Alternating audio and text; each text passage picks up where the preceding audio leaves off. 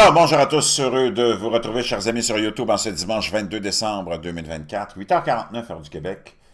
Merci à ceux qui sont abonnés, ceux qui ne le sont pas fait là maintenant, merci à ceux qui m'envoient des liens et des messages toujours intelligents, pertinents et très appréciés. Merci à ceux qui vont commenter la vidéo, la partager, écraser le petit pouce en l'air. C'est pas fini, on est juste au début de nos grandes misères qui s'en viennent. On le sait, sur plusieurs fronts, notre monde est en train de changer. Peu importe qui est au pouvoir, peu importe qui sera la composition de ton gouvernement chez vous s'il y a des élections, il y a toujours une seule et même entité globale qui contrôle et qui gouverne et qui a un agenda et qui a un plan bien précis pour la population. Le plan, c'est toujours naturellement de garder la population le plus dépendante, la plus anxieuse, la plus mal informée et endoctrinée que possible et le moins en santé aussi que possible. D'ailleurs, c'est pour ça que maintenant les gens réalisent de plus en plus, mais on n'est pas rendu encore à une généralisation de tout ça, que leurs gouvernements sont là pour leur mentir à tous les points de vue, que ce soit de la fameuse charte de l'alimentation, hein, en forme de pyramide, qu'on nous présente depuis des décennies comme étant hein, l'espèce de référence pour une bonne alimentation, une bonne santé, c'est juste du mensonge. Pendant des années, on te dit qu'il ne faut pas que tu manges de gras, alors que le gras, c'est prouvé, c'est la nourriture essentielle du cerveau, entre autres. On te dit, bois de l'alcool. L'alcool, c'est le plus grand poison qu'il n'y a pas, comme les drogues et les médicaments. Et c'est comme ça qu'on va te garder dépendant et faible pendant toute ta vie. Et j'en passe et j'en passe. On te dit, mange pas de viande, c'est pas bon, alors que la viande, c'est essentiel pour la santé, mais non seulement pour la santé, mais pour tout le reste. Si je te donne un exemple, c'est lors de la fameuse pandémie, tu avais des antiseptiques partout, hein, qui sont composés, dans le fond, d'alcool. Et l'alcool était là dans le but de quoi? Tuer toutes les bactéries. Quand tu bois de l'alcool, non seulement tu viens infecter ton cerveau, et c'est ça qu'on veut, comme avec une consommation de drogue ou de médicaments, mais quand tu bois de l'alcool, en plus, tu détruis toutes les bactéries essentielles dans ton système digestif, qui est ton espèce de troisième cerveau. On a trois cerveaux majeurs qui opèrent notre corps, naturellement celui que tu as dans la boîte crânienne, ton cœur et aussi tes organes, tes intestins de digestion. Ce qui fait que tu regardes autour de toi, les gens sont toujours malades. Le système, ce qu'il veut, c'est de te garder malade pour pouvoir toujours te vendre des traitements. Et en plus, ça fait en sorte que tu te retrouves avec des humains qui sont faibles, qui sont incapables de penser, qui sont toujours dans l'anxiété. Je t'ouvre une parenthèse, je te raconte une histoire d'une de mes profs de yoga qui est super en forme maintenant, là, mais qui a toujours été quand même en forme, mais qui a vécu une période où elle voulait être vegan ou végétarienne, mais plus vegan, elle. Et elle me racontait qu'elle est entrée dans une période d'anxiété. Elle était toujours anxieuse, était toujours craintive, était toujours instable. Naturellement, sa santé n'était pas bonne non plus. Ça se détériorait jusqu'à ce qu'elle réalise que c'était sa diète qui causait tout ça. Elle s'est lancée dans la diète carnivore et elle a changé du jour au lendemain. Si ton gouvernement te dit que tu ne dois pas manger de viande, c'est parce que tu dois en manger. Si ton gouvernement te dit que tu ne dois pas faire ceci, c'est parce que tu dois faire cela. Ton gouvernement est là pour t'endoctriner, te mentir, parce que le gouvernement, c'est l'appareil, c'est le système, c'est l'outil du club de l'élite qu'on peut qualifier de nos jours satanique qui nous contrôle partout dans le gouvernement. As-tu remarqué qu'il y a une similitude dans tous les gouvernements? Tous les pays ont tout un gouvernement, un parlement, des cours de justice, un système scolaire, et j'en passe, et j'en passe, et j'en passe, et des élections. Toi qui penses que tu es le seul pays à avoir une démocratie, ben ça va de partout. C'est comme il y a un système unique. C'est comme une grande, comment dire, une grande entreprise avec des franchises. Puis ils vendent des franchises. Puis ils achètent le système clé en main. C'est partout pareil. Parce que l'élite contrôle avec ce système-là. Avant, tu avais le système des royaumes, des serfs et d'autres systèmes. Mais tu as toujours un système, il va toujours être là. Il prend différentes formes. Comme j'ai déjà dit, tu as des gens qui sont dans le culte et qui te gouvernent dépendamment du système qu'ils vont utiliser, et qui sont plus vertueux et qui vont te donner plus de miettes, et qui vont être plus vertueux et qui vont faire leur cochonnerie cachée à l'ombre de la connaissance du public, et qui vont respecter les croyances et les préoccupations de sa population. Et tu as d'autres périodes où, comme on l'est en ce moment, ton élite se fout carrément de ta gueule, te rit dans la face, t'abuse et t'abuse parce que l'être humain, comme je te le dis, à cause de tout notre mode de vie, et parce qu'on a écouté les gouvernements pendant trop longtemps, c'est affaibli. L'humain s'est affaibli. Si tu t'en vas dans le temps, il y a 150, 200 ans, je peux te dire une chose, ça fait longtemps que tout ce monde-là aurait eu le cul botté. Mais maintenant, tout le monde est comme très passif et conformiste. Et c'était ça le but, de transformer l'humain via l'air, l'eau, l'alimentation, l'endoctrinement. C'est facile de rendre quelqu'un conformiste. Donc, ton gouvernement, aujourd'hui, se fout de ta gueule, est dépravé et décadent au grand jour, puis il n'en a rien à cirer parce que il sait que la population elle-même est tellement, tellement affaiblie, et on l'a amené tellement aussi dans une décadence. Hein. Quand on regarde l'Occident, on est en général tombé dans la décadence.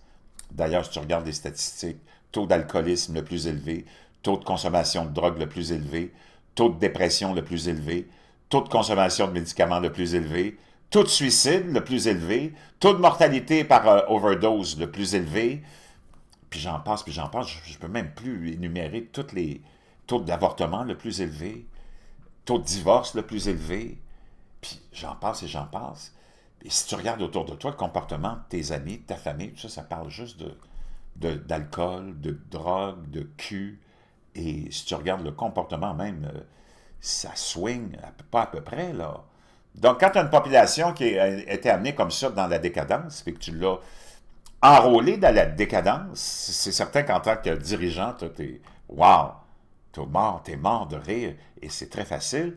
Plutôt que d'avoir une population qui est à ses affaires, qui a une foi, des principes, qui s'occupe de ce qui doit être pris en charge, c'est-à-dire le bon comportement de toi-même, de tes enfants, puis que tu n'acceptes rien. Il y a des pays, je veux dire une chose, si tu t'en vas faire ton épicerie, là, puis c'est la majorité des pays, comme je dis, juste l'Occident, où c'est complètement délabré. Si tu regardes nos centres-villes, c'est wow, c'est hallucinant, là.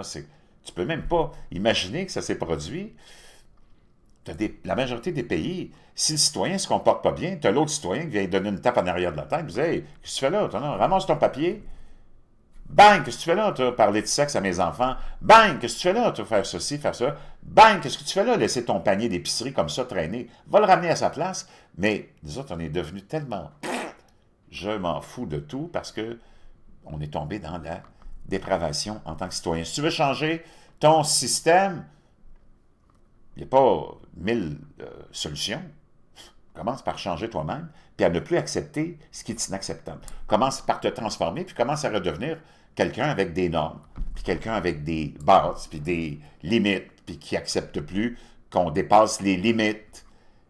C'est pas pour te donner une leçon de moralité en tant que pasteur là, que je te dis ça, parce que moi je suis loin d'être un pasteur, mais si tu fais une analyse, là, c'est pas très compliqué. Tu as beau avoir des spécialistes, des politicologues, des sociologues, des psychologues, c'est tout du monde qu'il ne faut pas que tu écoutes, ça, là. C'est eux autres qui nous ont emmenés ici. C'est juste le gros bon sens, mais il n'y en a plus de gros bon sens. Ceci étant dit, on met ça de côté, on s'en va voir ce qui se passe parce que le monde continue à tourner, puis il y a des nouvelles qu'il faut qu'on partage, parce que c'est ça le but d'être là ensemble. Un missile a été tiré depuis le Yémen et il explose dans le sud de Tel Aviv. On pensait que c'était réglé cette question-là, tu n'en entendrais plus parler, mais il y a tellement, tellement de lapins que ces dirigeants-là nous sortent de leur chapeau, comme si c'était dans un spectacle de magie, qu'à chaque jour, il y a quelque chose. Comme la série, c'était comme, wow, OK. Ça vient d'où, ça, là? L'exode d'Assad, ça vient d'où? Puis t'as le mec qui est un terroriste qui est sur la liste des personnes les plus recherchées avec 10 millions de primes sur sa tête. Paf, là, c'est lui qui dirige la série. C'est comme, wow! Si tu veux de la magie, mon chum, tu vas plus voir les magiciens, là. Tu as juste à regarder les nouvelles, Puis regardez tes politiciens, eux autres, ils en ont des lapins dans leur chapeau de magicien. Le dernier en liste, c'est celui-là. Un missile tiré depuis le Yémen explose dans le sud de Tel Aviv, blessant légèrement 16 personnes. L'armée israélienne affirme que les tentatives d'interception ont échoué. Les sirènes poussent des millions de personnes à se précipiter vers des abris dans le centre d'Israël au milieu de la nuit lors de la deuxième attaque des Houthis en autant de jours. Là, c'est parce qu'on essaie aussi de te convaincre que les Israéliens vivent de la terreur, et on pourrait penser aussi et dire la même chose des Palestiniens qui vivent de la terreur aussi depuis longtemps, mais c'est une terreur qui est toujours alimentée par les gestes de un posés en contrepartie puis en représailles contre les gestes de l'autre. Donc, il n'y a comme jamais de fin à ça non plus. Un missile tiré par les Houthis du Yémen a explosé dans un parc public de Jaffa, au sud de Tel Aviv, dans la nuit de vendredi à samedi, après l'échec des tentatives d'interception. Les médecins ont déclaré que 16 personnes ont été légèrement blessées par des éclats de verre, dont une fillette de 3 ans, tandis que 14 ont été blessées alors qu'elles se précipitaient vers les abris. Le lancement du missile a fait retentir les sirènes. Donc là, ils disent qu'ils sont incapables d'avoir arrêté ce missile-là. Et pendant que l'Iran lançait des centaines de missiles, ils ont essayé de te faire croire que les centaines de missiles avaient tous été interceptés. Alors qu'on sait très bien qu'il y a eu beaucoup de cibles qui ont été touchées. Peut-être certaines avec des dégâts humains, des collatéraux, peut-être que certains non. Mais si on n'est pas capable d'arrêter un seul missile avec leur fameux système, du dôme d'acier, moi je ne sais pas comment ils ont été capables d'arrêter les centaines et les centaines de missiles qui ont été tirés par l'Iran il y a quelques semaines. Enfin, juste une petite parenthèse comme ça. Les médecins ont déclaré que, bon, blablabla, le lancement du missile a fait retentir les sirènes dans le centre d'Israël à 3h44 du matin, forçant des millions de personnes à se précipiter vers des abris depuis leur lit. C'est la deuxième fois en autant de jours qu'un missile outil déclenche des sirènes dans le centre du pays au milieu de la nuit. Donc, vraiment, on revient encore à ça.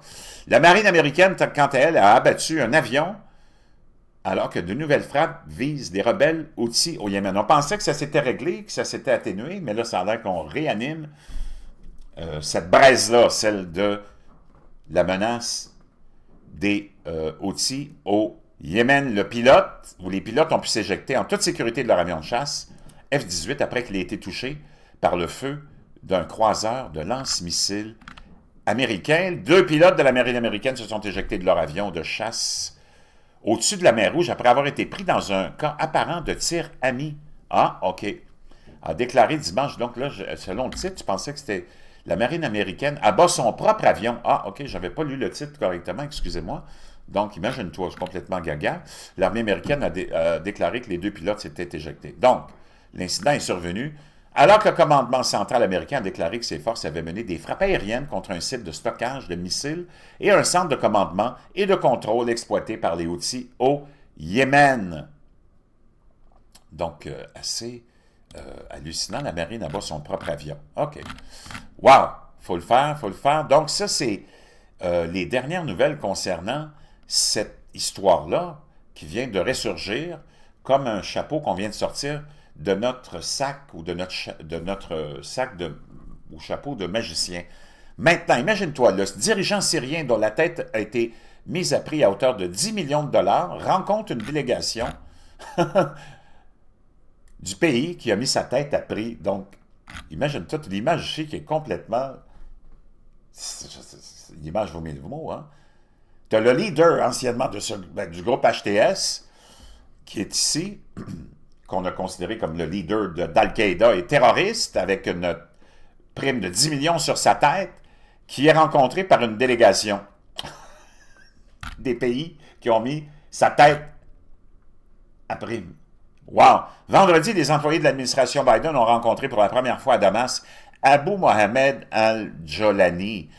Ironiquement, le chef de Hayat Tahrir al-Sam, qui a repris son nom de naissance, Ahmad al-Sara, est recherché par le FBI pour terrorisme et sa tête est toujours mise à prix à 10 millions de dollars. Wow! Cela n'a pas empêché Barbara E. Leaf, secrétaire d'État adjointe aux affaires du Proche-Orient, et une délégation de l'administration Biden de rencontrer le chef du HTS à Damas, où ils ont discuté des sanctions, de l'épineuse question de la récompense de 10 millions de dollars et de la localisation des citoyens américains disparus en série, en particulier le journaliste Austin Tice. Donc, imagine-toi, tu pourrais peut-être même penser, si on voulait se parler des vraies affaires, que ces gens-là ont probablement fomenté ce coup-là et que c'est eux qui sont responsables, j'imagine, de ce qui s'est passé en Syrie. On les voit ici, complètement hallucinants. Je te laisse ça dans la boîte de description. Puis bon dimanche, on va se retrouver, j'ai quelque chose de fascinant à vous partager, on va s'amuser, c'est le temps des fêtes, les prédictions pour 2025 des Simpsons! Oui, puis vous allez tomber sur le dos parce que on va revenir dans les anciennes prédictions des Simpsons. Ce qui amène la question suivante. Est-ce que c'est les Simpsons qui font, et les auteurs des Simpsons qui sont des prophètes, ou c'est eux qui dictent aux gens ce qu'ils doivent faire à un certain moment donné, et que c'est l'élite, ceux qui font partie de l'élite dans toutes les sphères, que ce soit artistique ou autre, politique, qui exécutent ce qu'on avait demandé de faire dans une émission précédente, il y a quelques années, ou quoi que ce soit comme ça. Ça se pose, cette question-là. Je ne sais pas ce que tu en penses. Je veux tes commentaires dans la boîte de description. Donc, je vous reviendrai avec les prédictions des Simpsons.